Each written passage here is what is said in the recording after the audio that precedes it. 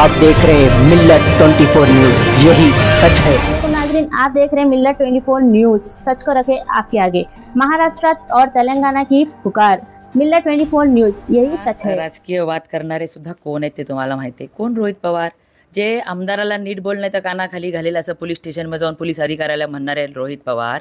पण काल जे मी काही वक्तव्य केलं तो माझा राग होता, त्रागा होता, कारण की त्या गावामध्ये 20,000 लोकसंख्येचं गाव आहे. जिल्हा परिषदचे मुख्याधिकारी, ॲडिशनल CO, BDO सगळे तिथे उपस्थित होते. त्यांना वारंवार मी सांगत होती, या गावात गरजूंना आमचे पंतप्रधान, आपले पंतप्रधान नरेंद्र मोदीजी, मुख्यमंत्री देवेंद्र फडणवीस साहेब एवढ्या मोठ्या योजना घेऊन आल्या. आज माझ्या तालुक्यामध्ये 45,000च्या वर लोकांना आम्ही घरकुलं दिलेले आहेत. आणि तरी विधवा, मोलमजुरी करणाऱ्या महिला तिथं माझ्याकडे आल्या आणि सांगितलं की हा ग्रामसेवक म्हणतो सरपंचाच्या घरी जा, पैसे मागतो, असं कर तसं कर, आमचा छळ करतो, आम्हाला त्रास देतो. मग मी काही त्याची पूजा करायला पाहिजे का? त्या परिस्थितीमध्ये तो माझा त्रागा होता, तो माझा राग होता, जो मी त्या ठिकाणी व्यक्त केला. आणि तिथेच तुम्ही मागचं पुढचं पण बघायचं होतं.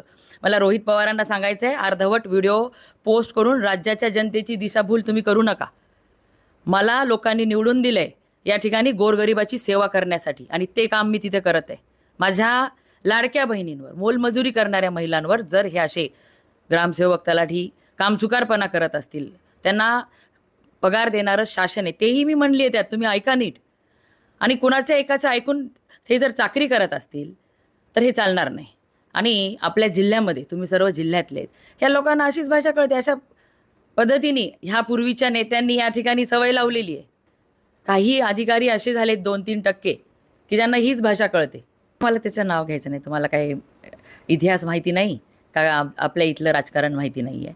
पण अधिकारी, कर्मचारी किंवा आमचं सुद्धा काम असतं की प्रत्येक योजना गरजूंपर्यंत पोहोचवणं, आणि त्यामध्ये टाळाटाळ होत असेल तर हे असं कसं खपून घेणार? तुम्ही तो व्हिडिओ बघितला का? फोटो बघितले का? 2-3 हजारच्या वर तिथे लाभार्थी होते. काहीतरी खोटं सांगून महाराष्ट्राच्या जनतेची दिशाभूल करणं आणि माझ्यावर टीका करणं, ह्याशिवाय ह्यांना दुसरं काम उरलेलं नाही.